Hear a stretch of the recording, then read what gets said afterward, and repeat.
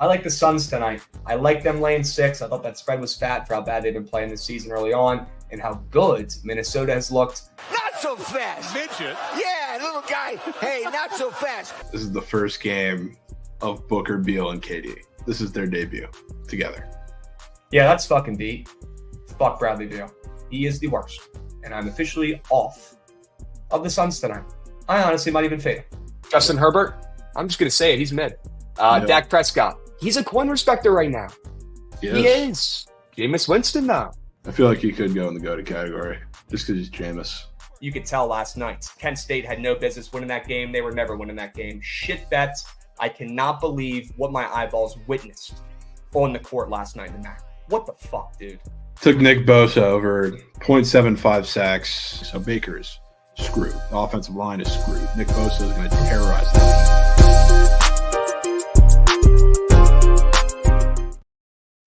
What's going on, chat? Happy BTL Thursday, episode 382 piece. As always, hold the fry, joined by your two hosts, Krabs and Javon, presented by Pickett Sports. If you guys aren't tracking your bets on Pickett Sports, grow the heck up in 2024. Got a New Year's resolution for you. Start tracking your bets. Hold yourselves accountable, folks. I promise you, It's going to benefit your wallet, your bank account long term. Okay, go check out Pickett. I promise it's worth your time. Free to download. Super easy to use. As we get a Degen party at 32. What's up, gentlemen? Your table's ready. Javon, how we feeling after that Hawks squad ride W yesterday? Let's fucking go, dudes. Sure. I had to take multiple showers after sweating that game for different reasons. I was sweating Lou Dort, and I was sweating the Hawks not blowing a 20-point lead that they had for almost the entire game. They tried their hardest, but they didn't. Unbelievable. Yeah, they folded. But you know what?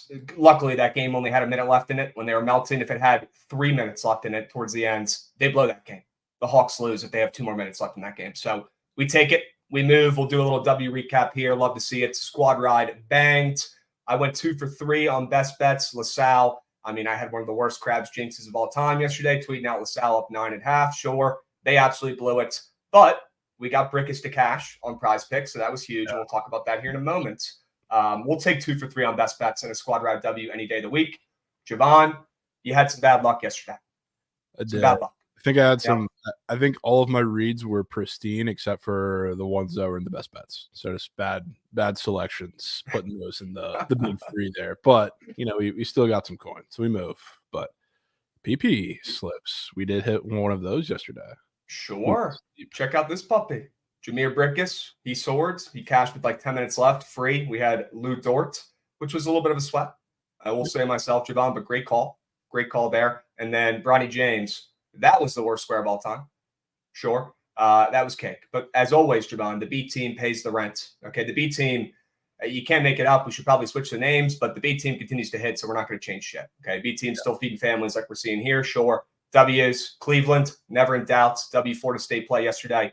Miami play on him there yesterday. L, Clemson play yesterday. Javon fading the system there. We got Kyrie Irving, which was probably the sharpest target on the Prize Picks board yesterday. Javon found a way to cash there with him.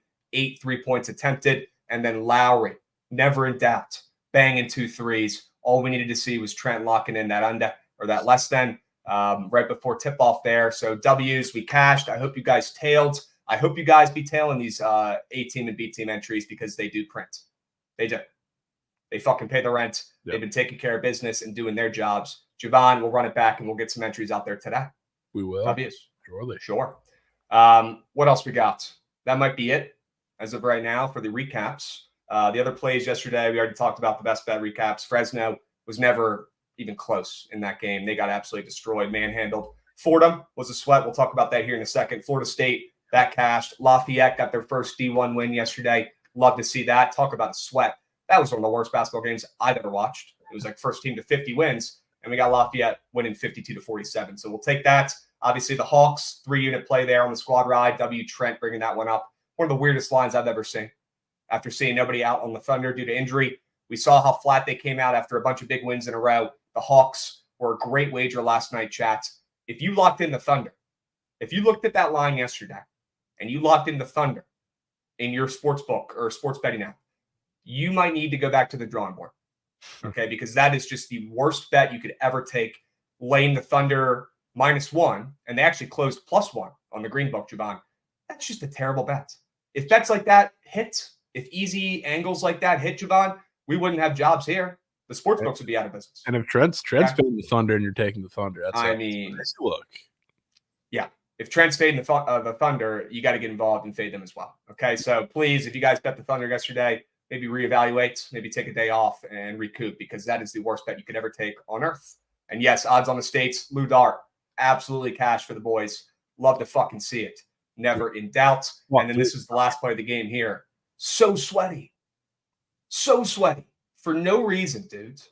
Unreal. For no reason. I mean, they could have banged that, gone to OT, and then I guarantee you, if they got that to OT, I mean, that's cake. That's cake on the Hawks. They win that game in OT. Didn't lead for a second in that game.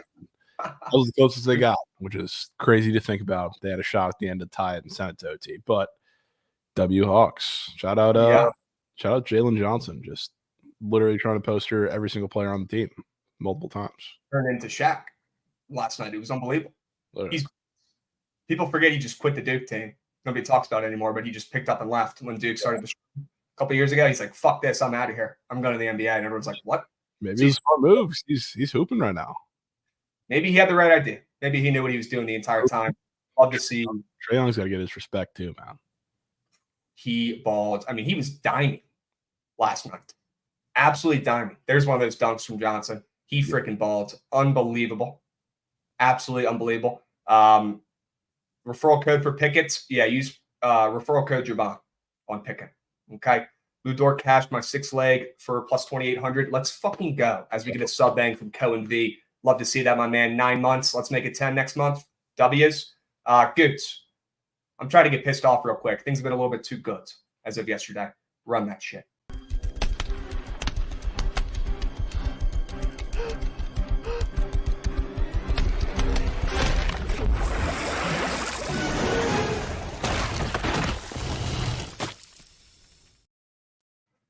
So if anybody bet Fordham with me last night, +4, what a sweat that was. Absolutely insane game. I mean, incredible game. One of the best of the season, if I could say so myself.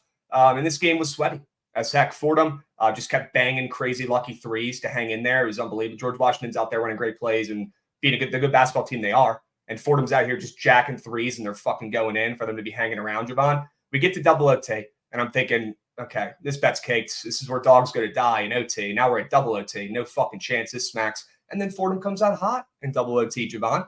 And then next thing you know, former Hokies transfer, Darren Buchanan, who, by the way, is one of the best freshmen in the country, hits a fucking wide open layup here, no and one, to tie it up and send it to triple overtime. He was wide open, dude. Who's watching the best player on the floor for George Washington? I don't know. And the guy should be in fucking maroon and orange because he was a Hokie last season and we let him go. This guy just dropped the most points by a freshman, Javon, of the entire college basketball season. Somebody that nobody even knows who the hell this kid is. Darren Buchanan's, okay? 38 piece, hold the fry. Most points by a freshman all year, Javon. And where did he come from? Transferred from VT after we didn't play him last season. Cannot make it up. We got the Fordham cover, but there's always something else. There's always something beat right there in the back end to make it not perfect. And this one was Darren Buchanan dropping a 38 burger, the most points from a freshman all season right in my face. As Fordham covers, but I wish Buchanan was still a Hokie. I'll tell you that much. Yeah. Unbelievable watching that kid go off last night. Just dominate. Sneakily hooping again last night. Who? Darius Maddox. It's probably one of the reasons. He's good. Why so Darren Buchanan, after leaving, said, "Hey, Maddox, why don't you come with me, brother? Why don't you come with me and we'll go ahead and start this super team down there at George Mason." They're unbelievable.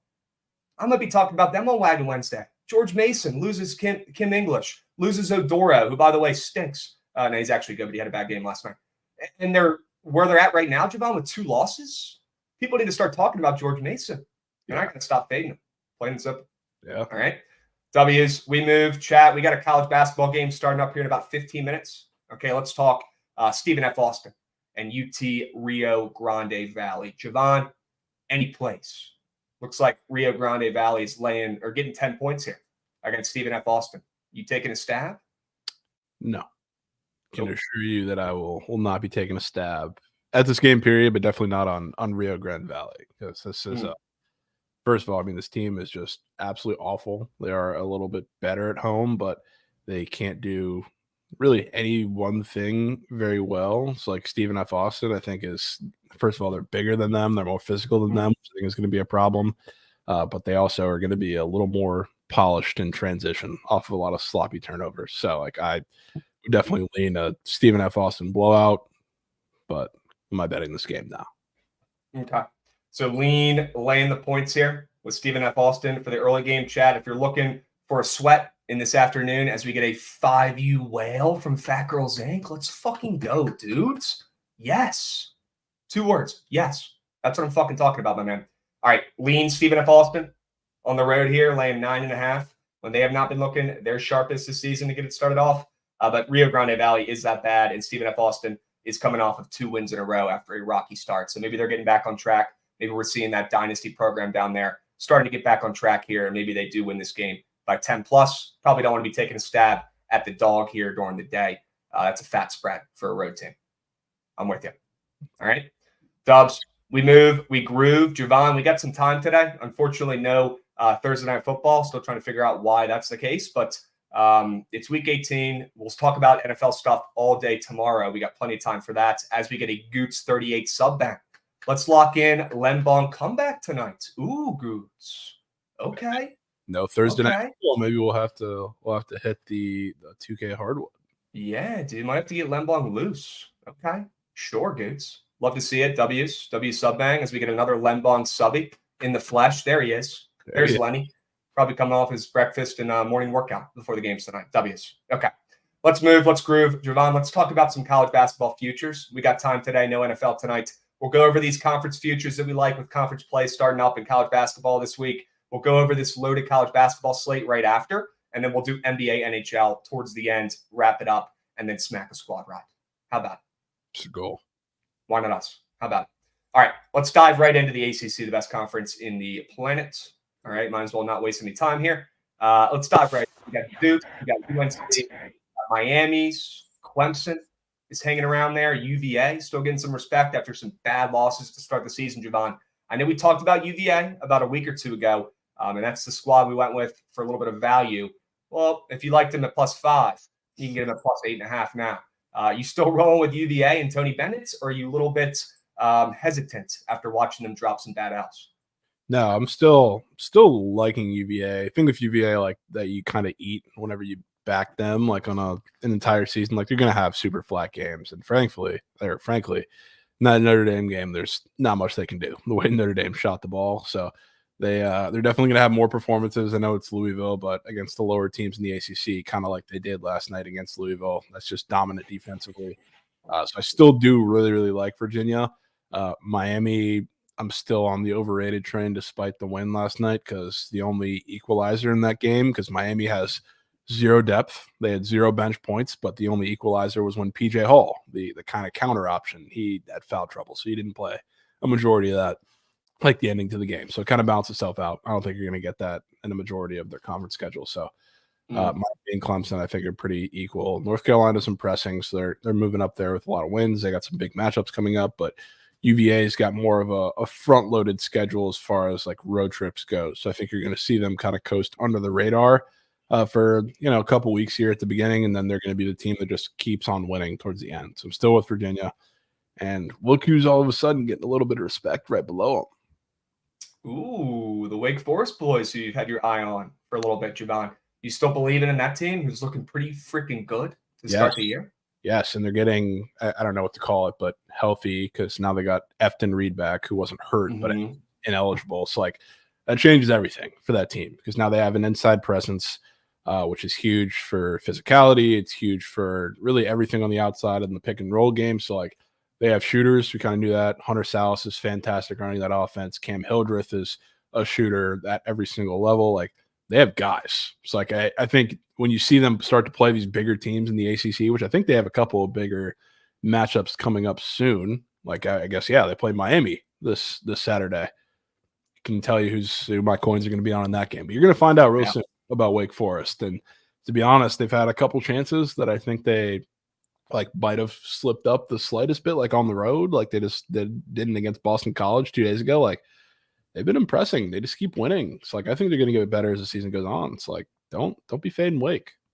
I'm with you. I think the two value plays you just touched on perfectly would be UVA and Wake Forest. I do think this conference is more wide open than people think. Seeing Duke and UNC down there at +230 and +260, sure, they probably do deserve being in their own little island up there with the shortest odds. But I do think this conference is completely wide open. I'll be honest with you. Sure, Miami, Wake Forest, UNC, NC State, respect. They're off to a nice little 2-0 start. But as an ACC guy, could not matter less the first couple games in the ACC, because whatever you see in the beginning, it's probably going to be the exact opposite towards the end. Almost reminds me of the NFC East. I feel like I follow all the same fucking conferences. These teams all just beat up on each other and win these games that they probably shouldn't. Unlike a lot of other conferences in college basketball where the home team reigns supreme, ACC kind of all over the place. And that's why I love it. To be honest with you, it's absolutely chaotic and hectic, and nothing's different this season at all. If anything, it's even more open. So I think you take some value stabs there with UVA and Wake Forest. I'll be honest, though, like, I learned my lesson fading Miami last season, Javon, and I think you're starting to learn that right now. It doesn't matter who's on the court for them. It doesn't matter who's playing or what's going on or who their opponent is. This fucking Miami team, Javon, they just continue to win games, and it drives me nuts. And I'm sure it's driving you nuts too after fucking betting against them last night. I literally can't. After they lost me thousands last season, plain and simple, I just don't fade them anymore. If anything, I've just bought in to the program. I've bought into Larinaga. I bought into one of the richest college basketball locker rooms in the country. They were the richest last season. That means something. Okay, we saw how dominant and how good of players they got down there. And if they can stay healthy, I know they're not as deep as they were last season. I still like Miami to do almost like what Providence has been doing over the last couple of years. And that's that nothing else matters and that they win. No matter who's out there on the court, no matter who they're playing. I'm in on Miami still. I am. Give me +6 on that. I'll eat my words and whatever, stop fading them if they show me something on the road, because they haven't yet. Okay. They've won games in Miami just like they did last night, but the second they won on the road against a good team, what happened? They got absolutely murked by, I guess Colorado was neutral site, but they got murked by Colorado away from Miami. They got murked by Kentucky. So if they start showing me something on the road, I'll respect them. Okay. All right. When is their next game? Saturday. They play Saturday, you said? In Winston-Salem against Wake. Okay. Well, we will learn a lot about both those teams on Saturday. Yeah. Yes. All right. Let's move. Let's groove. Let's move to the Big Ten, Javon. Not as exciting, so we don't have to spend as much time on this one, but Purdue, -220, and they deserve it. They do. I do think this is Purdue's year. Hate to be that guy, but gun to my head, if I have to click the right button here to live another day, I'm clicking Purdue. Okay, don't get me wrong. I know they're -220, and I'm not going to bet them myself because there's zero value in that. It's college basketball. But if I had to live another day, I'd be clicking that Purdue button. A couple teams I see some value in here, though. Michigan State. I want to talk through this, Javon. Not in a rush to back Michigan State, but it's at least worth noting that they have the 5th shortest odds here to win this conference still after an 0-2 start to the conference play and after just an atrocious start to the season. Okay. We've seen this movie before with Tom Izzo and Michigan State. Maybe not at this level of underperforming at the beginning of the season, but this is a tale as old as time, Javon, with Michigan State, where they start off slow and they get going, they find their groove, and they end up being one of the best teams in the country come the postseason. They do it every fucking year. I would not be shocked to see Michigan State pull off some crazy fluke shit. We know they have the talent on the roster. They just have not put it together yet. But seeing them here at the 5th shortest odds when they're in the basement of the conference to start it off and they've looked terrible and they've dropped games they shouldn't is interesting to me. And I expected a little bit of respect for the Spartans, but not this much. So I'm willing to say take a stab on Michigan State +1300 for a half unit. See what happens, okay? They've got some big games coming up, Javon. They got Penn State and Northwestern on the schedule next. Those are 2 games they have to and will win. And then they head to Illinois for a big-time challenge. But if they can pull those 3 games off, the first 2 they have to and they should. The third one's going to be tough. But if they can pull that upset off, at that point, these odds will be cut at least in half, maybe even more. Okay? And I'll like them in those first 2 spots coming off some bad losses. It's just going to come down to that Illinois game. I'd say Purdue is the play. Gun to your head, live another day. You pick them. They're probably going to win this conference. I think they're just a team of destiny this year. Or if you want to go more value, you take a stab on the Sparties, plug your nose, close your eyes. Yeah, that's fair. I'd say the only team like Purdue, obviously, is the classless conference. I'm glad we're at a point, kind of, I know a few conference games have started, but before the point of like we're into conference play and we can stop pretending that the Big Ten is this juggernaut of a conference. I'm glad that we're there already because they suck. But Purdue is that team, and the only team that I would consider taking a flyer on is Illinois. And I know you have the obvious Terrence Shannon situation looming with him not being there right now for this team. But the one difference is they have a lot of guys they can go to. Not to say Terrence Shannon doesn't leave a hole in that team, but Domask has been an absolute bucket. I mean, this is one of the super teams, too, that we've seen out of a lot of these non-Purdue Big Ten teams, too. Like you just had, I think, Justin Harmon give them off 20 off the bench against Northwestern the other day. So, like, this team, they're deep and they got guys. So, not to say I'm not worried about no Terrence Shannon, but I think they're deep enough to where they can withstand it, especially when a lot of the defenses in the Big Ten, we're used to these big, bad defenses that are going to hold you to 50, 60 a game. They don't look nearly as strong. So, they don't look nearly as strong. You also don't have the same home court defensive advantage. So like everything I think in the Big Ten is a little lesser this year. So like a team like Illinois, where maybe in years past you would have been like really concerned about them going on the road and hanging with these defenses, I have a little more confidence this year against a lot of these teams. So Illinois would be my one flyer there. Okay. Well, that game against Michigan State in about a week is going to be big for this conference. We'll see how that plays out. Very curious to see if the Spartans can show some heart and pull off a win there on the road. That's going to be tough. It's crazy to say that Illinois is going to go into West Lafayette and win this weekend. I kind of think they are. When the whole world faded Purdue on the Terps this week, you think we were one game too early? I think you were one game too early. I was looking for the spread. It's not up yet. If you can find it or see it, let me know. And if anybody in chat can find it or see it, let me know.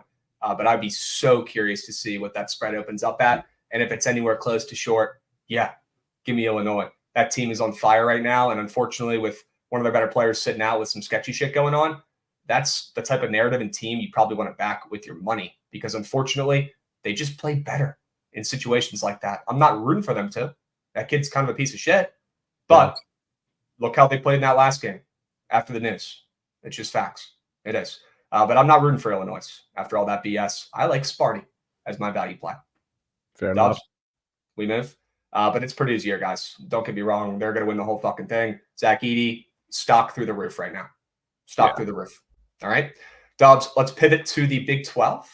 Javon, your conference. I'll let you kick this off. What are you liking right now in the Big 12? Typically, it's Kansas winning this puppy every year, but Kansas not looking too hot to start the season.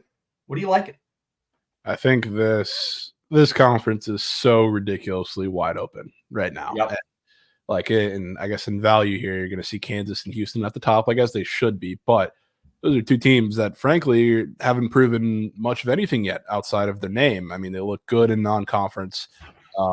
Kansas, when they got tested by a couple teams like Marquette, really shit the bed. They're very limited offensively. Do they look like they're getting better? Yeah, absolutely. But we got to see it. It's like this weekend. I mean, you look at the slate of games this weekend, and it doesn't really jump off the page. But I think this weekend's going to be very telling. Like, as a fan, I don't obviously want to see this, but if I was a Kansas backer, I want to see them absolutely demolish TCU in Lawrence this weekend, because that's what they need to do against a TCU team who, while we're talking about TCU, get on the segue real quick. I've been very pessimistic about TCU in this little run they've had because they played like shit. They went the entire month of December without playing a home game. So that played a big part into that. So I'm not completely off the TCU train. I think they're going to start to get better and better, especially once they get home like they just did and start playing games. They're still a good team, but realistically, I think they should get blown out in Lawrence. And if that's not the case, then I'd be concerned about Kansas, especially defensively. Houston's going to do Houston things. Kelvin Sampson has that defense. The team that I would certainly take a flyer on right now is one of the two right after them between BYU and Baylor. The one, I guess, concerned about Baylor is that they're so young, but they do this every season. The offense puts it together, and they just run with anybody in the world. It's probably going to be more of the same, and I am very interested to see, like I said, this weekend, they're going into Stillwater, which the Oklahoma State is not a good team, but going into Stillwater, they've always had trouble. A lot of teams have trouble early in the conference season, and it's still a Big 12 road game at the end of the day. So I want to see how a lot of the freshmen, especially like Jacoby Walter, what is he going to do going into Stillwater against still a pretty solid defense? And if they go in and they win that game, maybe if they win it handily, I think it's going to be a close game, but if they do win it handily and Jacoby Walter has a good day, I think that tells you a lot about what this Baylor team is going to be the entirety of the season. So that would be probably my team value-wise to take a stab at. Definitely don't be sleeping on BYU either. That trip to BYU is going to be a absolute hell for a lot of these teams. And yes, I saw this. Absolute piss. If he goes to the Yankees, I'm done, dude. I'm done.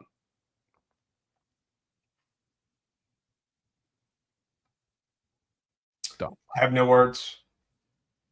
The anger that will result from that will not be good. It will be scary. We cannot have that. My head will pop off my body. Literally will just shoot off the top of my head like a rocket on stream if that happens. Personally ban him from the chat. I'll click the button myself. Yeah, we can't be having him back in here if he's going to the Yankees. Straight up. Not. Straight up. If he's in pinstripes, no. Cannot be happening. Please, Snell. Please. Make the right decision. Don't go to the dark side. Okay? Any other team. Go to the Phillies. Go to the Mets. I'd rather him go to the Mets and play against him more than have him go to the pinstripes. Straight up. It doesn't even make sense. I'd even rather him go to the Dodgers than the Yankees. That's Okay, so would I. And that doesn't even make sense either. last straw. Well, I mean, for me, he's a Rays pitcher. The last place I want to see him. Yeah, that's true. I mean, Oy. Okay, well, let's hope that since this is getting leaked, that it's not true or that he's already moved on to another team. Because usually when this stuff comes out, it's after the fact. Okay, we've got some first-time chatters in here. W's, love to see it. If you guys are in here for the first time, drop the follow. Okay, we're going to be going over some best bets here soon. People in chat, I saw some people asking for the first time in chat, where are the best bets? Where the plays? We'll get to those. Okay, we're going over conference futures. We got some time, and then we'll dive into the winners shortly. Okay, so stick around. All right. Let's keep powering through. I got to go over my Big 12 take here. And it's similar to Javon's. I like Baylor here. Plus 750. I do agree this conference is wide open. I would not recommend backing Kansas and Houston. I could come on for last 30. Chell, is there good hockey today? Oh, we got a fat hockey slate today. Okay. Yeah, pop on. Rare Chell. Pop on. W's. Yeah, we need the hockey rundown. You and we need Javon and Chelly ripping through that towards the end. Good. I like that. All right. Baylor, plus 750, Javon. They have the best player in the conference, in my opinion, in Jacoby Walter, and he's only a freshman. He's only going to get better as the season progresses. They've got Ray J. Dennis from Toledo, absolute stud, can score at will anywhere. They've got a 7-footer freshman, Missy, who's been playing actually out of his fucking mind, overperforming out the wazoo. They got the glue guy in Jalen Bridges. Okay, they've got the great coach in Scott Drew. This team has everything. Okay, we forget about Baylor maybe because they're just so dominant and they are almost a dynasty at this point in college basketball. It's almost like we're bored of them. And they haven't won a natty since like the time they did 5 years ago. But let's not sleep on Scott Drew. Let's not sleep on Baylor at all. And they do have a big game coming up, Javon, where they head to OK State. That's going to be a really tough challenge. But if they could pull that off, they welcome BYU in that next game. And that is going to be the game of the weekend. That's going to be insane because BYU and Mia Khalifa's step route, they're no joke. And they've proven that. But BYU on the road, that's a beatable team. And Baylor could get a big-time Q1 win there. I like the Bears at plus 750. I'm with you. Yeah. W's. All right. Let's move. Let's groove. Big East. Let's talk about them real quick. We'll do Big East, Mountain West, Pac-12, SEC, and then we'll dive into the plays for today. Javon, Big East talk. Okay, we saw Bryce Hopkins unfortunately go down last night with a season-ending injury. Prayers up for him. That sucks. He was one of the best players in the country this year. He keeps getting better. Let's hope that he has a great recovery and bounces back and comes back next season. Javon, let's pivot back, though, to these conference futures. Marquette, UConn, obviously getting the respect they deserve there. How about Villanova, though? How about Villanova sitting there in the 3-hole, Javon? Were you surprised to see them getting that much respect? I have not been impressed by that team. Yeah, that's kind of one of those I was going to bring it up because, I mean, they've started conference play. Yeah. So a couple of closer games, too. Like, that's a team that's just kind of hanging around that nobody's really expecting. Now, do I think that they're going to go out and really put up a better conference season than Marquette or UConn? Probably not, but they're a team that I definitely want to give my respect to at some point during this conference season because I do think they're still going to be very good. So, like, I wouldn't just throw Villanova away because they're not flashy. They're not exciting. They had a couple weird losses in that little, Philly challenge that they do at the beginning of every season where they just play a bunch of teams and they look bad offensively, especially. Like, they're still going to be very good. And now that we have, I don't want to say Providence, out of the equation, but it's one of the best players in the conference. It's out for the season. It's a tough look for them. St. John's doesn't look like they've gotten everything together. UConn's going to be missing Donovan Clingan, I believe, for a couple of weeks here. So they're maybe a couple months. Adjustment period, kind of like they did last season where they looked kind of mid for a while and then started to turn on late. Maybe now it's just going to have to do with health. So, I mean, I would say it's still Marquette for me, but definitely don't forget about Nova. Okay. Yep. The weird line play for me here would be Villanova. I'm actually confused as to why they're shorter than plus 300 here, and that's what I put my money on, gun to my head. My basketball brain is telling me Creighton deserves at least a peep here. I know they've looked like crud recently, but they got a big-time win against Georgetown, who's been solid this season on the road in their last game. They play a Providence team without Bryce Hopkins in their next game at home. They'll get a win there, and then they'll go travel to DePaul. They'll get a win there. That team is actually terrible. And then they welcome in St. John's. Those are 3 winnable games right there. Boom. They'll get back on track. And then they head to UConn's. Okay, January 17th. I don't think they'll have Clingan back by then. I'm hearing he's still probably going to be out for another month-ish at least.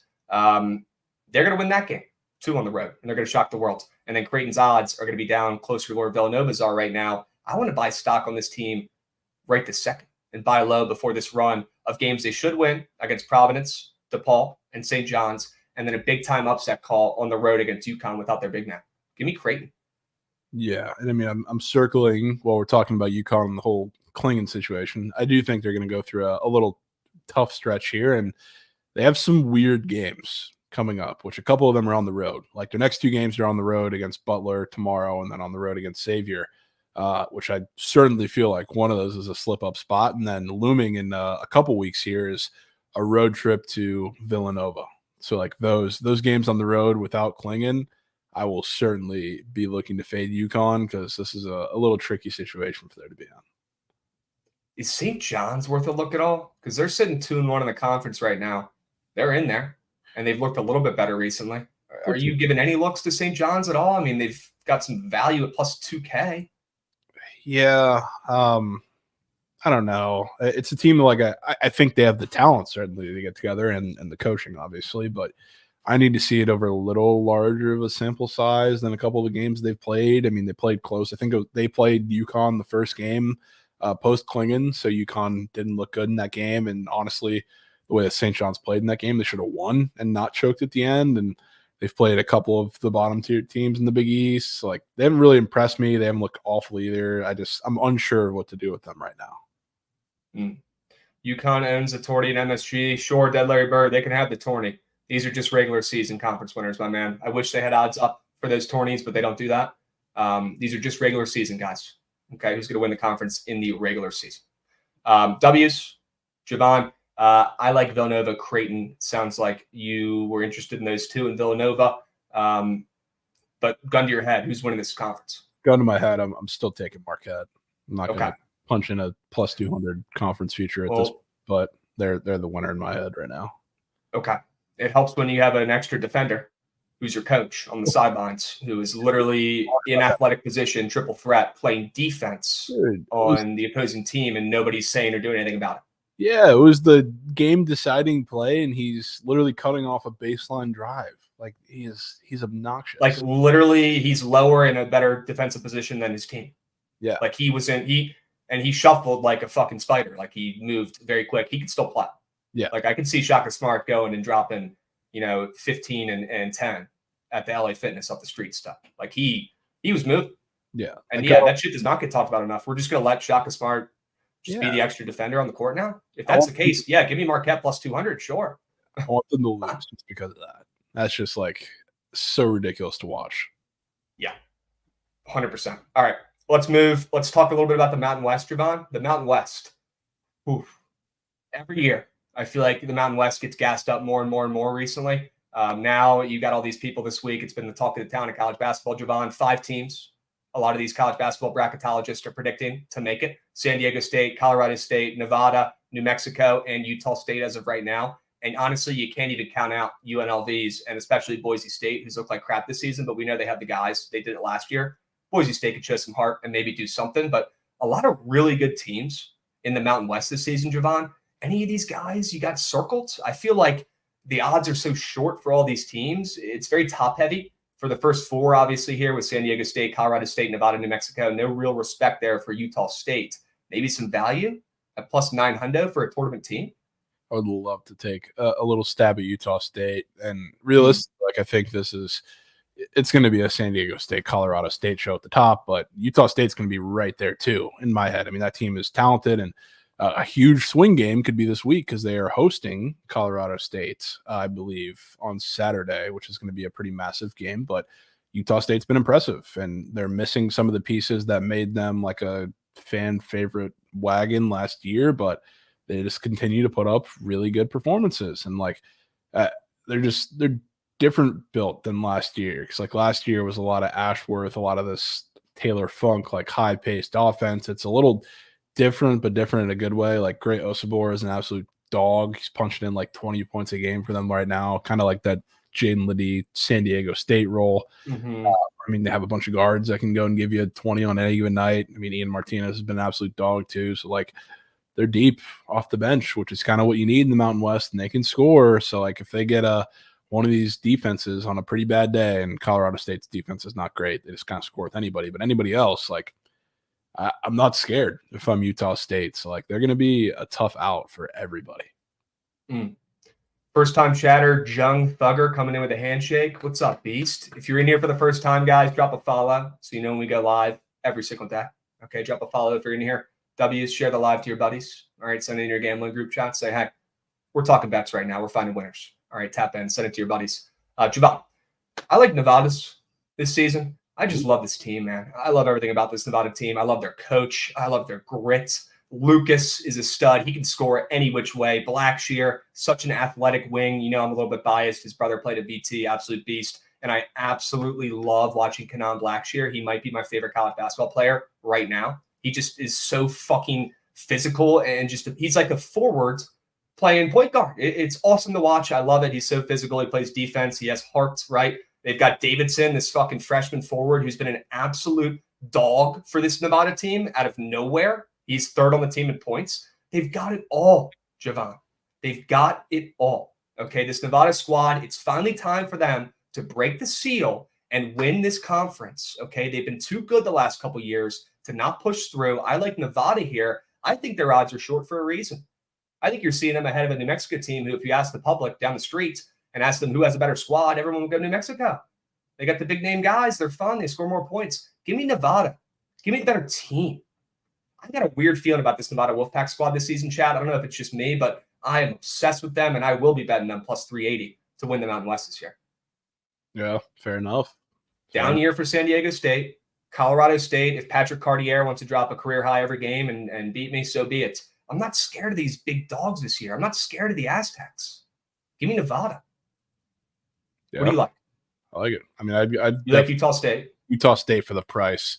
But I am a Colorado State fan. So, like, I wouldn't lay the short number there, but I would say they're the team to beat.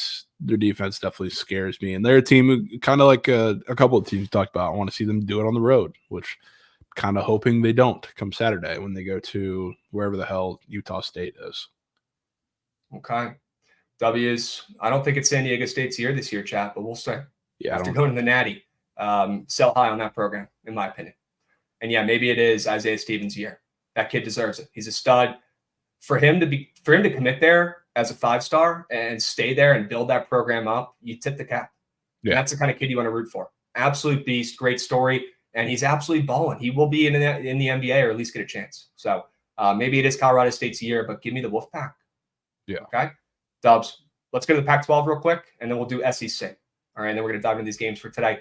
Arizona's still getting mad respect, still sitting at minus 150. They probably should, but Javon, a couple of these other offenses, a couple of these other teams are interesting a little bit. You got Utah, who can hang around a little bit, but they're more of just a tough play at home. Colorado is interesting. They've got some dogs on that team. A little inconsistent, though. Oregon, I mean, look, if Oregon had their full healthy team, I'd be willing to take a stab at them, but they're missing almost a full starting 5 at this point. USC, I mean, maybe Bronny James will carry that squad now that he's better than his pops at this point, smacking his more thans on Prize Picks every night now, 2 games in a row. But all jokes aside, I don't really believe in Boogie Ellis and that team right now. They look terrible. Any of these dogs you're looking to take a stab at, Javon, in the Pac-12, or is it just no fun? It's Arizona's year. It's already written in the stars. Yeah, this is the one where, like, I can't really pick out a value play that I really would like, because I think that despite, like, Arizona got pumped by 20 on the road in Stanford, and Arizona's like always that team that, like, you can target them in weird games on the road that you really don't think they have a shot to lose or should lose. It's kind of just how the Pac-12 goes in general. It's like the fact they're still minus 150. I know it's been 2 games or 3 games or whatever it may be for a majority of the season. It's pretty telling there. The Pac-12, it's a down year. I am the biggest anti-Colorado guy, not because of Dion and what they did to us in football, but that team is just not very good. I don't understand, like, the hype around them necessarily, because they're so one-dimensional. Like, anytime De Silva can't dominate and they're playing a team that can somewhat defend the paint, you need KJ Simpson to go shoot 25 shots, and that's not what's going to work in the Pac-12, especially if they go on the road. Like, hey, they're 12.5-point dogs to Arizona coming off that loss tonight. So good luck in that game. I am going to be on Arizona because I don't think that team is good, and especially when you have Eddie Lampkin in the paint, who anytime he sees any sort of resistance, he just kind of shuts himself down. It's not a team that I want my money on. So I'm not a Colorado fan. Utah, I would be glad to back them, if anything. Maybe Oregon, they're starting to get a little healthier and look better, but haven't really played the cream of the crop Pac-12 teams yet. So I still think it's clear cut Arizona's year. Okay. That's probably why they're sitting at minus 150 to win a conference, which you don't see very often. And we're only seeing a couple this year. Typically, it's just San Diego State in the Mountain West are the only team that's minus money. Maybe Kansas every once in a while. But this year we got a couple. Purdue, they deserve it. Arizona, they deserve it. Probably gun to your head, you're just picking Arizona here. But if I had to take a stab at one of these other squads, I would probably just plug my nose, back Nick Cronin, believe in Bona, and back UCLA at plus 3,000 for 0.25 U's. Not recommending that, not doing it myself. But if I had to take a future on a value play, that's where I would go. Yeah, if I had to take one, I would probably take Utah. But okay, not doing that. Okay. Yeah, some respect from the lines there. Putting Utah second to win the Pac-12 at plus 550. I'm with you. Okay. W's, let's do SEC here real quick. And then, yes, like Lightning99 in chat, who just redeemed a highlighted message. Love to see that. We will do meat on tape futures here at the end. We'll just give out our favorite one that we just went over so you guys know where our coins will reside and what to tap. Okay. SEC, Javon. Tennessee, man. Tennessee with Sakai Ziegler coming off the bench. Tennessee not looking at their full strength yet. Still sitting at plus 280 to win this conference. Are you buying in on Tennessee and the Volunteers, or does something seem fishy and off to you with this team as well? Something does definitely, like, I can't put my finger on it with Tennessee. It's just not a team that I can buy into right now. Like, you're seeing flashes at times with, obviously, like, defensively. I wouldn't say they're as sound as past years because they're taking more of like an offensive focus, but you're going to see them still play really good defense against shittier opponents, which they have for the most part, and the offense looks better. It's just like, I don't know. Trying to think of like a comparison. It's kind of like the Islanders in hockey for people in chat who are tapped. It's like they're so used to this defensive style of hockey, but this year they're taking a very offensive approach, and it's not doing anything to get me to buy in kind of long term for the end of the season with them. So like Tennessee, and while we're talking about our favorite whatever meat on table futures, my favorite would be Auburn to win the SEC at that plus 410 price there, which we talked about this I think earlier. A lot of it has to do with scheduling because they're a team who has a relatively easy SEC schedule, and a lot of the tougher matchups they do get at home too. So like that's a team that just continues to win, which I've faded them a couple times and ended up on the wrong side, and they continue to win. They're gritty defensively, and they have the guard play, which they always do. They have great perimeter defenders on the inside. They're deep. Like, it's just, that's the team that I would say looks the most complete to me. And I look at their SEC schedule and I say it lines up the best for them to win this conference. So Auburn would be my favorite there. And of course, if Florida can figure out how to close some games, they're going to be a player. And I guess starts this week too. A lot of big games this week, but they got Kentucky and Calipari rolling into Gainesville this weekend, so that should be a fun one. That'll be insane. Excuse me. That'll be an insane matchup as we get a big Matty Mart coming in with a redeemed highlighted message. Both you guys been cooking. Keep up the great work. Sure. We do it for you, big Matty Mart, and we do it for Lembong. Okay, don't forget about it. Okay. We got Hakatugi coming in with a subby. Sure, first month. Love to see that, my man. W's. Let's make it 2. K4444S. Giving out a sub to the community as well. W's, gents. Appreciate you. All right. Javon, I'm going to take a value play here, a stab. Maybe my second favorite conference future behind Nevada is Mississippi State here. And it's definitely more of a value play, but I'm loving this Mississippi State Bulldogs team. I'm loving what I saw out of them without Toulouse Smith. And then Toulouse Smith comes back for that last game and drops 16 points in less than 20 minutes. Incredible. Looks like he hasn't even missed a beat, and he is their best player. You plug him right back into that defensive-minded lineup, who, by the way, spent the entire offseason not doing a single defensive drill. They spent the entire offseason, Javon, only practicing offense. That sounds like a pretty good coaching move after what happened last season, Javon, where this team snuck into the fucking tournament only based off having one of the best defenses in college basketball, but they couldn't make a fucking 3 if you gave them 2 hours and 10 racks of balls. They were the worst shooting team on earth. They spent the entire offseason working on their shooting. They traveled over to Europe. They put up hella points against these professional European teams, and they carried that confidence into the season. Their offense looks rejuvenated. They've got 3 guys averaging 10 points a game on this team. They're back.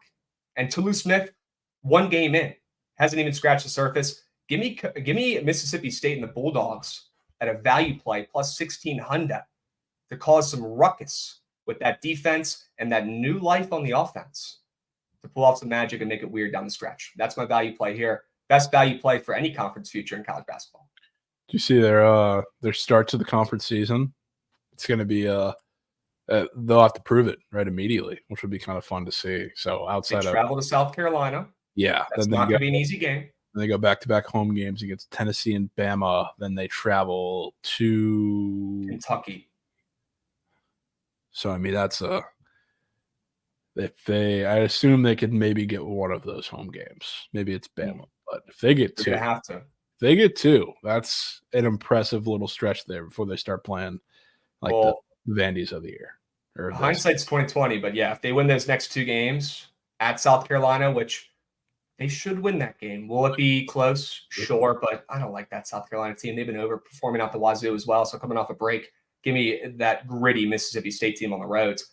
That Tennessee game at home is going to be tough. That Bama game, a Bama team that has underperformed all season as well, is going to be starving for a big-time win. It's not going to be easy, folks, and that's why they're plus 1600. But I'll take a stab at this team who I believe in, and I just think has great confidence and mojo heading into conference play, something I've never seen before from this Mississippi State team. It's like they had their best part from last season that got them into the tournament, that defense, and now they've elevated their offense 5x. It doesn't mean much because of how fucking bad they were last season, but I do believe in this Bulldogs team, and I like what I'm seeing out of them. Yep. Results. Nobody said it was going to be easy. All right. Javon, if you had to take one conference future, I don't care what the odds are, just a winner. Pick a winner. All right. Who are you going with? Who are you back? Auburn Tigers. Auburn Tigers. Yes. At plus 410. Okay. Be my pick. You've already seen it. I've already seen it. Dubs. Well, I shouldn't have wasted all that time talking about Mississippi State, but we move. Sure. Different. I like Baylor. I think probably the best overall, and I'd say probably Nevada, and then I go Mississippi State as my rankings. But I got a weird feeling about Scott Drew and that Baylor squad this season. I think they pull off some magic, and I think they have one of the most talented rosters in this conference, besides maybe Houston, who's been perfect so far this season. You don't want to be perfect up to this point. The teams who are perfect at this point aren't doing shit in the postseason. Okay, remember New Mexico last year, Javon? They were 16-0 to start the season. They didn't make the tournament. It doesn't matter, all right? Use what you've learned watching these games with your eyes. Look at the lines, and that's how we win, all right? W's, give me Baylor and Scott Drew, the GOAT.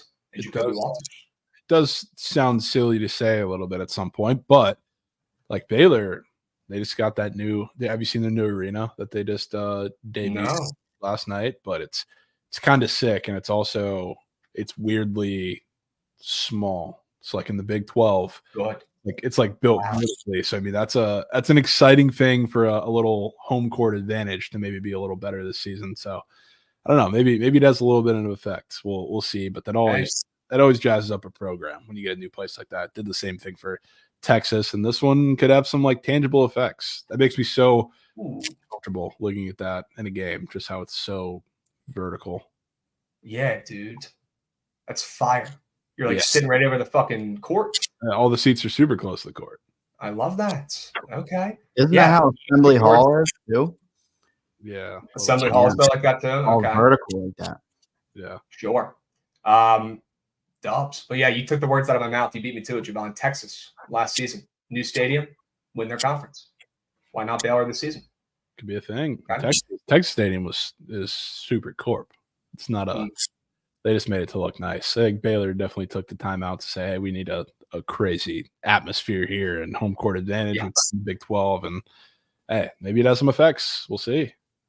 All right. We will see. W College Basketball Conference Future segment chat. Hope that helped. Hope that gets you guys in the right mindset as we approach conference play for a lot of these big conferences that haven't started yet, but they're coming. All right. So get ready. Whenever a lot there. So if you want to go back and rewatch it, you're always welcome to. Okay. Dubs, let's pivot, Javon. Let's talk about this loaded college basketball slate today. Okay. And also, is anybody hearing Martians in their earphone? Yeah. Is it me? Not sure. Is it me? Perhaps Mike? Okay. Javon, take us through these beginning games. Okay. How do I sound, chat? Am I good? 1-0. Only crabs, Martians. They sound good. Okay. W's. Some extraterrestrials is crazy. I don't have anything too much in these earlier games up here. I guess we can keep scrolling until we see. Can I interest you in a square? Interest me. Look at this shit. Good Lord. Good Lord. Straight. What is that? Can't do math. 72 points in 3 games. Mm-hmm. At least has Martians too, according to. Oh, It could be the Goots Martians. Chat 10. I'm hearing Martians everywhere. Oy. Crabs and Goots, Mike. It's Goots. Goots. What's going on? It can't be Goots. He's not up there. All right. Kanye Clary. More than 16.5 points here, Javon. Oh, it's bad. Chat saying it's bad. All right. Javon, take us through some of these picks you like, okay? Hop out and come back in, see if that works. And we'll be good. Yeah, headphone user and piss. I thought that was just me because that happens a good bit while we're here. But no, yeah, I can definitely be interested in fading that square Goots. I'll tell you that much. I think Michigan State's defense is a pretty solid day. So I would be interested in that. But we can go back to the board for a second. I guess we'll jump to my place first, and then we can start circling on and see if Krabs likes anything. Let's go to Michigan, not state, but regular Michigan. This is like one of the, I guess, more obvious kind of sharp angles on the board, but they're coming off of a double-digit loss against McNeese. Shout out McNeese, Wagons. They dominated them on the road, and now Michigan's laying 5.5 up to 6.5 in this little conference game here. So that's the angle that I'm taking there. I do think they match up really well too against Minnesota. Minnesota, a team who really can't sustain much offense. They've had a very simple and easy strength of schedule to this point. So like I think Minnesota's not really a team. My concern with Michigan is always their perimeter defense, which is why McNeese cooked them for a while in that game and around the perimeter and in transition. Minnesota is not really a team that I think is going to take advantage of that. So I think there's a reason they're hanging 6.5 in this game, and it's because they're going to have a pretty big bounce back. Crabs, we back. Tens. Sure. There we go. Dubs. Yeah, give me Michigan. I'm with you, Javon. That line is hilarious. Minnesota has covered and won 5 games in a row. They've been on absolute fuego. And you got Michigan, who cannot buy a win right now. People talking about Juwan Howard getting fired. 2 straight losses. And to your McNeese boys, that's a bad loss at home as well. And now Michigan's laying 5.5. I know this conference has crazy home court advantages, but give me a break. Come on. Give me Michigan. Now, are you looking to pair them on the ML with something because you're worried that maybe they're just a little fake sharp? I'm always worried about fake sharp in the Big Ten because you do have a lot of respect for these home courts, which it seems like it's a little less this year. But yeah, I mean, I would have no problem doing a little ML pair. Maybe we do Michigan and take it to the national championship. Ooh. 2x Michigan? 2x Michigan. Okay. It might be it. Okay. That could be sharp. Could be. I don't know Michigan. What the price on that would be, but yeah, Goots, you want to try to craft that puppy up real quick? And chat, we'll get Shelly on here in 5 to 10 when we finish up the college basketball that we're doing right now, and we'll finish up with hockey. Have him and Javon go over that slate and feed you guys some winners. But if we could see what that parlay even pays out, that would be fuego. See if it's in bettable range. It should be. What are we crafting up? Sorry. You're good. Michigan and Michigan. So Michigan CBB today and then the Natty. Let's see what that pays out to, huh? Okay. Because I worry about Michigan covering that number. Yeah. Do I think they're going to win today? 100%. Looking at that spread, but I've seen this movie before, Javon. Yeah. I've seen it before. Let's see what we can pull off here. Oh, I'm pulling it off. Just give me a second. W's Goods. Michigan 3-piece with the Lions and Sam Lagoda. Ooh. Tempting me. What does that pay out to? Plus 187? Oh, got the spreads in there, right? Wait. Just- Put Michigan money line in there. So that means we probably need Oh, we want money lines for both of them? Money lines for both. Yeah. Got it. As we get a subby from Odds on the States, what's up, Beast? Sure. W's. Love to see that. We got a Trackhawk SJ follow. We got a Colzer follow. If you guys are in here for the first time, drop a follow. Stay a while. Okay.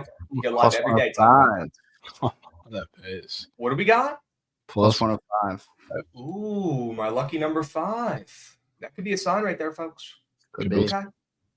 All right. Michigan money line tonight in college basketball, and then Michigan on Monday night in the Natty against Washington and Michael Penix.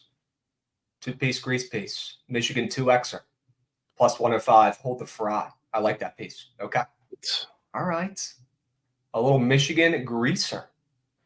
John, I'm in. I'm tailing that. Yeah, I'm going to have to now. Yeah. Hundo pay. We got a Ron Mux Clam subby. What's up, Ron? How we doing, Beast? The hell are you on today, my man? Wasn't letting the streak end today, boys. W. Let's fucking go, Ron. You're such a stud. Let me know what you're betting today, Beast. All right. And Michael Penix just threw for 400 yards and 5 touchdowns. I'll tell you what, chat. These Washington bets already, it's early, but it's turning out to almost sound like Bama. I was about to say the same thing. It's feeling awfully similar. Awfully similar. Yep. Sheesh. You guys are acting like Washington already got this puppy, huh? Well, then why are they plus 4.5 when everyone's saying it should be a pick-em? Use your brains. Use them. Just like we did with Michigan, right, Javon? Use them. Use them. Use them. All right. Dubs. Love it. Let's keep powering through this college basketball slates for another 5-ish minutes, Javon. Let's just touch on the games that we love. Yeah. And we'll power through these. There's a lot of games today, a lot of moose shit ones, but some decent ones too that we got plays in as well. So just keep scrolling, Goots, until you hear the old stop sign. FGCU is a fat favorite today. Definitely caught my eye, but I don't know if I'm going to get to the counter with them, but definitely lean FGCU and Dunk City today. At home, Detroit Mercy. We'll talk about that spread. Talk about that line. Don't even bring the name up, man. I'm not betting them, but the 0-12 Detroit Mercy, who is the worst team I've ever seen in my life, worse than IUPUI was last year, is barely a dog to Green Bay today. So I'm not betting it because we've seen Detroit Mercy be fake sharp all fucking season, Javon.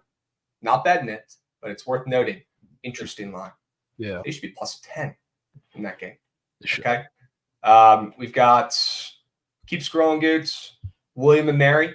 Definitely like them today against Elon. They're up to -4 now. Jeesh. That's crazy. They should be +4 in that spot against Elon. Give me William and Mary. OGs, remember. The tribe. Okay, one of my first bets ever on the Surge stream. So William and Mary -4. Love that play. Keep moving.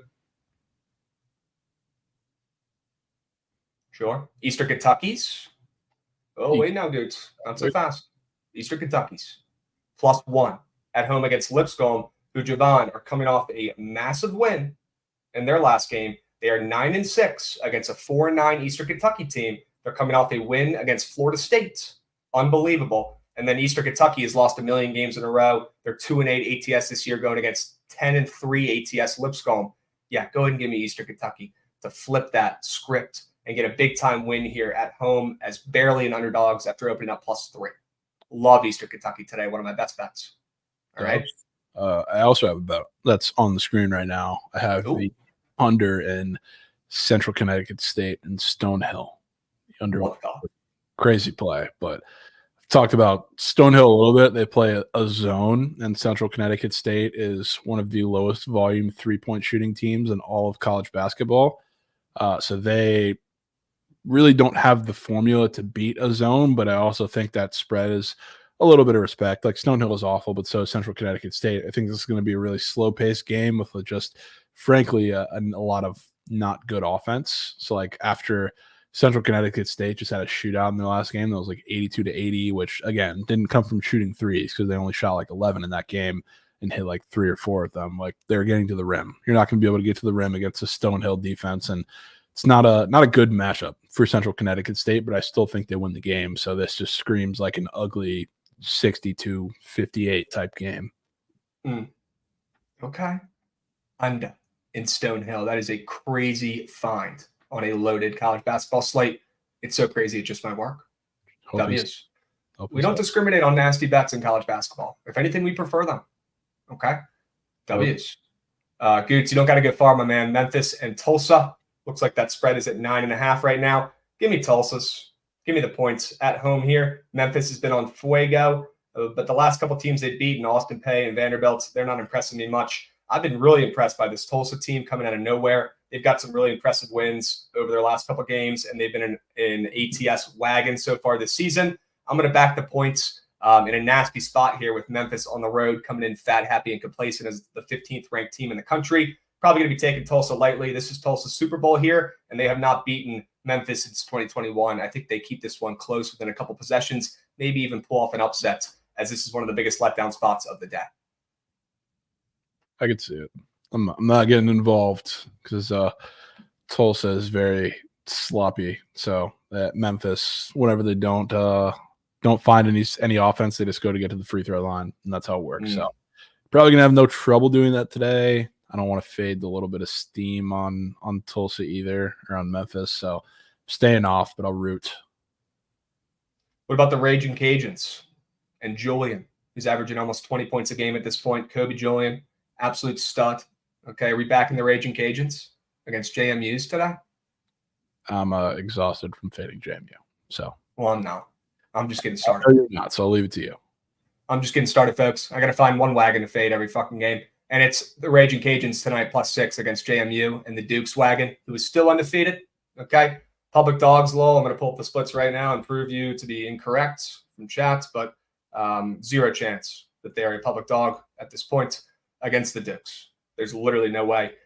This spread is hilarious.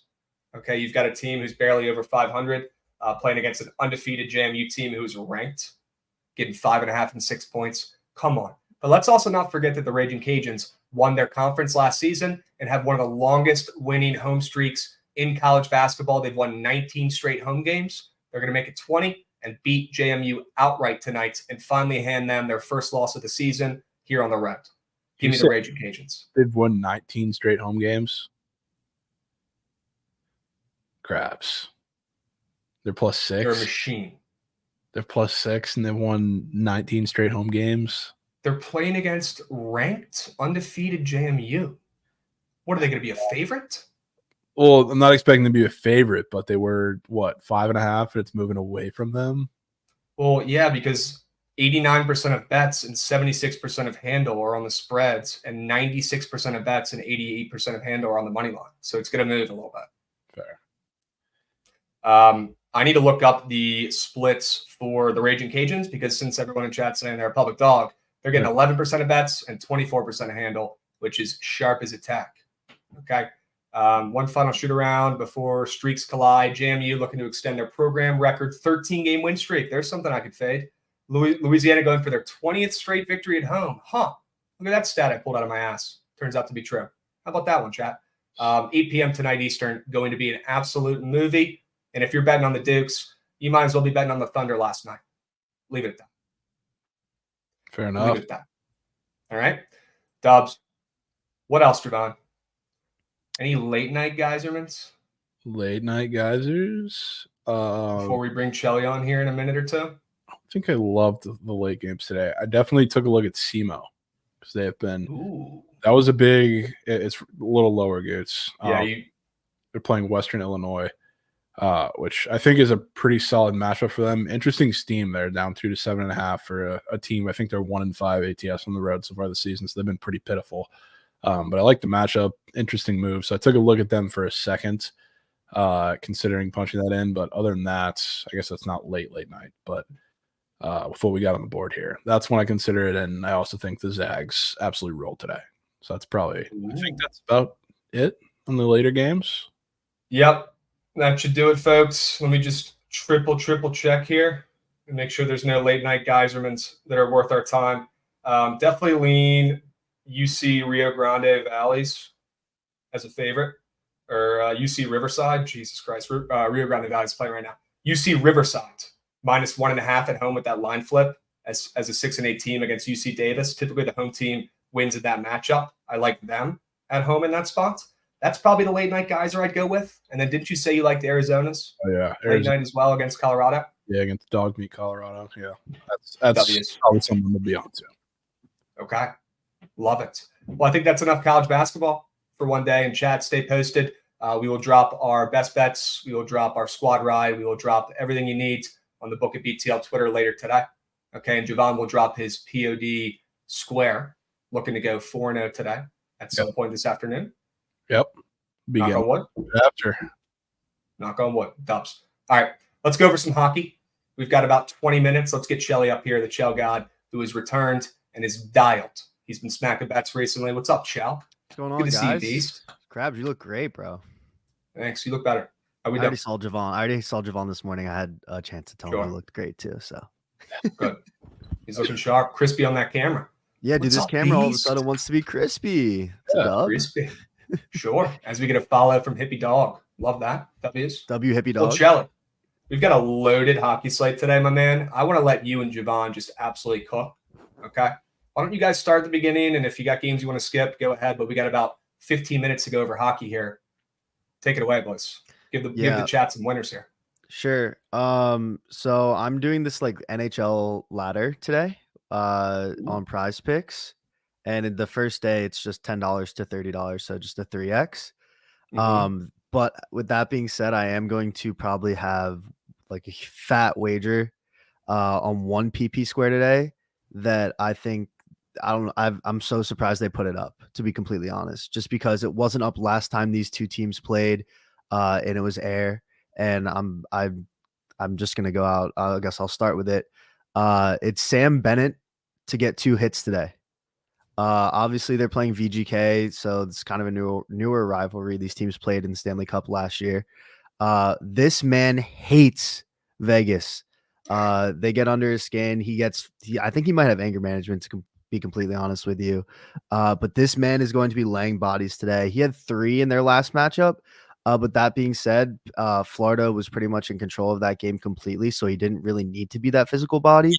But this man might have 2 hits in the first 5-10 minutes of the game. It's going to be one of those games. So I absolutely love this spot for Bennett today. Just looks like a little angry guy. He's going to be He does there get, yeah, he hits. might be angry. He's losing his hair. I think that might be why. Could be it. That seems to happen a lot. Maybe he drives a ginormous truck as well. Shelly, I was about to say you could pair it with my favorite square on the board, and then I look and it's vanished. Well, and it's gone. No. Well, there it goes. See ya. Nowhere to be found. What was it? 3.5. I did lock it in with who? Sorry, you lagged. Erickson Eck. Oh, Eck. Was that SOG's? Yeah. He's at 3.5 and he's gone. Yeah. I mean, you could probably just take his TOI today as well. I think Eck's going to have to do pretty much everything for the Wild today. I think that's not a bad look. He's kind of just going to be out there, first power play, first line. He's got to be that guy for them against Tampa. I think Tampa's going to be all over them after losing in Winnipeg, because Winnipeg owns Tampa, but Hedman owns Winnipeg. So it's a weird little trade-off they have going there. But I absolutely love. Yeah, I mean this is a good look as well. But if you want to, because Javon says it's Erickson Eck day, and I don't hate that at all. Yeah, I mean, if anybody has been paying attention, centers against the Lightning, which mostly it's been like playmakers. So, like, if you look, they give up a ridiculous amount of points just period to centers, really across the last like month or so, Vasi or no Vasi. But Erickson Eck is when they play like the rare center that absolutely rips puck and is really just an overall playmaker, which he has to be now because there's no Kaprizov in that lineup and a couple other guys too. Like they're going to get torched by Erickson Eck. And the one problem I have, because we can talk about this game, because I think you're on the Bolts, right? I am going to be on the Bolts today, yeah. Yeah, I'm a little torn because I don't want to buy the bad news. It's also the Lightning have really been ass against teams that play like a low event style of hockey, which is why I looked at this road trip before it started and I see Jets, Wilds, and Bruins maybe on that third leg there. And I was like, all right, the Lightning, this is going to be a rough little road trip for them. Luckily, they're getting a pretty injured Wild team today. Yeah. Wild team, but it's a tricky situation. So I don't know where my head's at with this game. I don't want to take the Lightning, but I don't know if I'm there with the Wild either. Yeah, I mean, regards to this game, Vasilevsky hasn't looked great, and it looks like it's probably going to be Fleury today for the Wild, who also has looked like his age finally. And I mean, the Wild, yeah, missing one of your best defenders, missing Zuccarello, missing Kaprizov, just injuries all over the place. Uh, but with that being said, the Lightning also are missing Fleury, Hayden Fleury, there, one of their good defenders, and Sergachev as well. Chernak, game time decision. So a lot of injuries on the defensive side for the Lightning. But I just think that the veteran presence is going to come through here for the Lightning. They're going to get a win against the Wild team, who's been really struggling so far this year, looking like they're probably going to miss out on the playoffs most likely. And I just don't see this Lightning team kind of coming in and thinking this is going to be a cakewalk game. I think that, Cooch is going to step up in a big way today. I mean, Hedman will play 35 minutes on the ice if he needs to. He will. So I absolutely love the Lightning today. I just don't think the Wild have enough guys who can step up. And I again, Vasilevsky hasn't been, the brick wall that we're so used to. Part of that has to do with Sergachev and some of these guys being out, but also just because I think that he's finally having that season where, Vasilevsky comes back down to earth. But I do think the Bolts get it done today, 100%. We've got a first-time chatter coming in asking Kucherov more than 1.5 points. If you like the over in this game, I would go with that because Kucherov's going to be needing to carry that total in this. I am surprised to see it up, to be completely honest, but it makes me like it even more. Javon, what do you think? I know you're the Lightning guys, your team. No, I usually do. Kucherov is the guy that I square up with very, very often. Gooch. But when I see, I don't know, I'm torn because I see a goal square up that usually when he's up, that is green and he scores in the first period, but it's also been green the last 4 games. Really weird to see his goal square up. Like, really weird. I don't know. If I were to take a Lightning square, it would probably be that Hagel point that's on the board.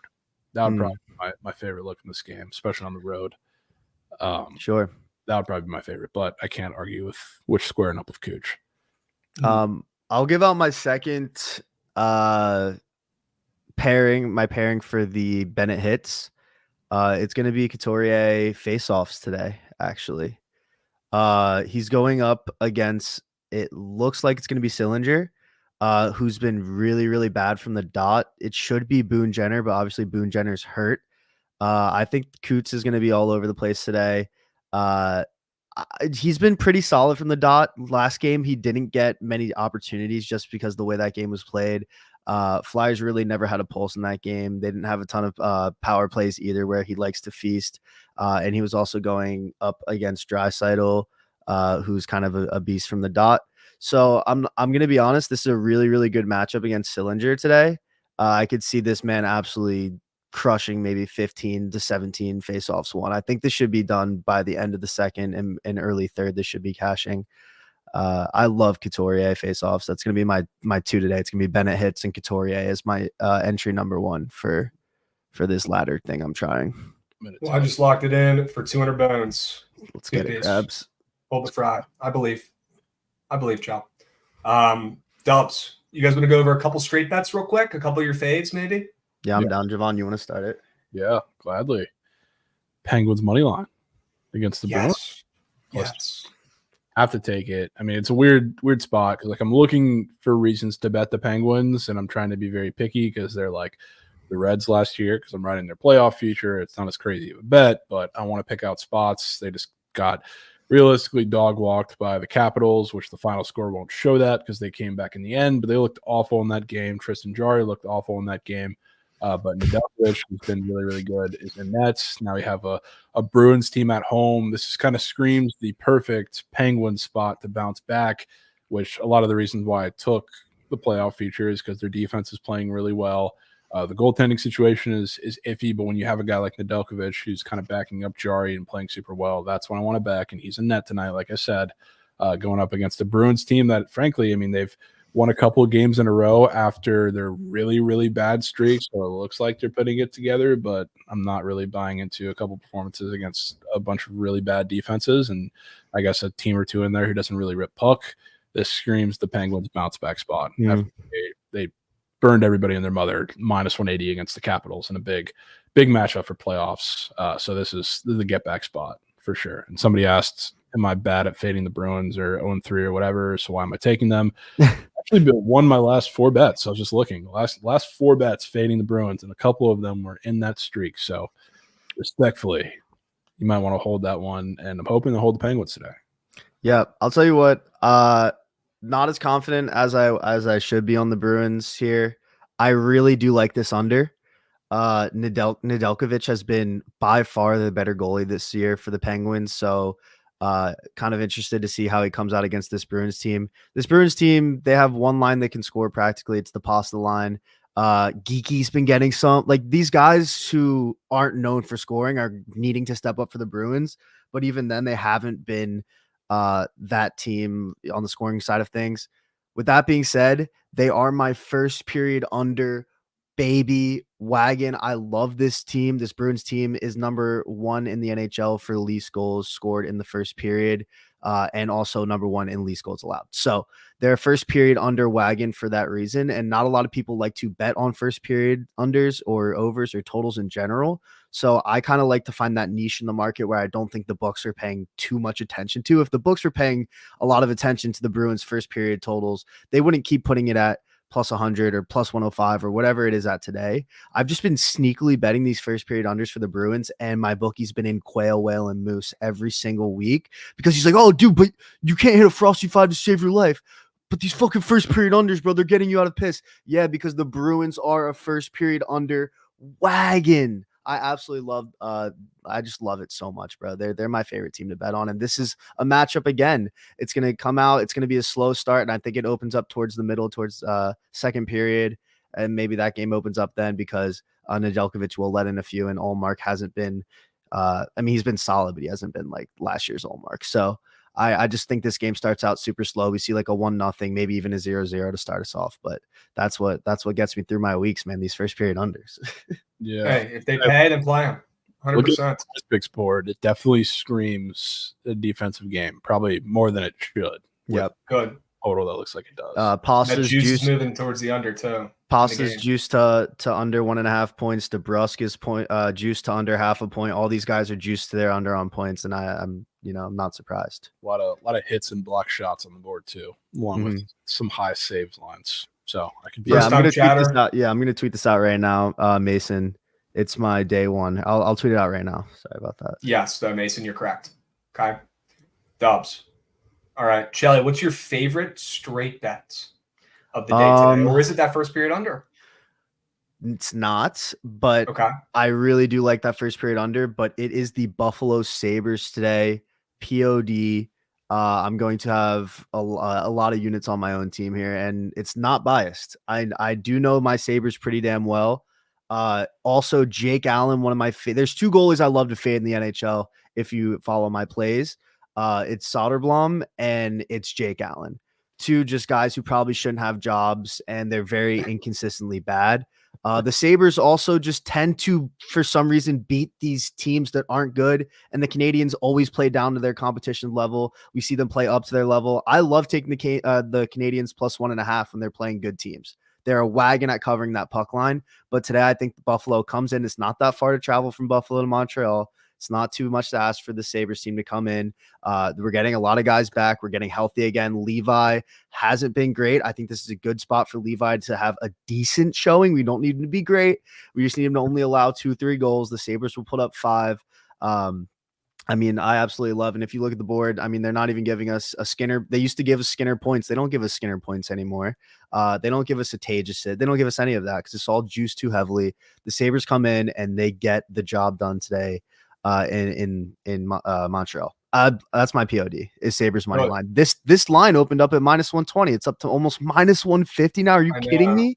I was gonna say it's definitely the sharp side here. That's crazy juice. That's crazy. They're coming off a 1-5 loss in their last game, an embarrassing out in their last contest. Horrible. They lost to Ottawa, and then you've got Montreal coming off an outright win as a dog on the road at Dallas. So I love the spot. I like the way the line's moving and grooving. I like the way that a 15-19 team is a -150 favorite now on the road against a team who's 16-16. It's the sharp sides, and I'm down to ride that with you. I like it. So maybe the 2 best hockey plays today are Chelly's POD, Buffalo on the road ML, and then Javon's Penguins ML that I absolutely loved. I could get behind 2 of those looks. My goodness. You got a fave, you got a dog. It's like yin and yang. Tomato, tomato. It's perfect. Crabs, I will say, Brown, make it's sure like, you take MJ and Pippen. Make sure you take that first period under today. Just Okay. That's all I'm gonna say. Just place Sure. a unit on it, let it rock. You'll be happy you did. Dubs. Jelly man, appreciate it. Happy you're back. All right, you're dialed. You're smacking plays recently. We've noticed it. Okay, you're hitting bets right now. Stay dialed. And always welcome on BTL, especially on these days with huge slates. Just pop in, craft up. Needed this. Appreciate Chat you guys loves it. having me. Yeah, course. dude. We'll get you on here again next week. Okay? Sounds good. Dubs. All right, Chow. We're going to craft up the squad rides. All right, we've got work to do, chat here, and we got only about 4 minutes. Okay, so it's about that time. Shelly came in with the spoon-fed gulps. I locked in that 2-piece for his challenge. I think we throw the Sabres in there for the squad rides as one of the options. I like that play from him. You good with that? Yeah, I feel like you should run point today on what caught your eye, because I feel like you're tapped and kind of just taking it all in. Okay, sure. Some could say I'm tapped. Some could say you're I can tapped. second that. I like the Penguins too. I think we put them in there as well. I think they win today. I don't even care that they're plus 120. Doesn't matter. Yeah. I think we go college basketball wise. I think we gotta go.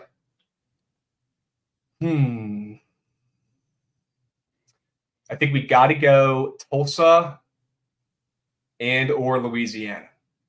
So if you're anti-Louisianas, speak up now. Yeah, I'm definitely anti-Louisiana. Yeah, So I can tell you're a Louisiana hater. one of your favorites has got to be the Tulsa angle. Okay, let's go Tulsa. Tulsa plus 8.5.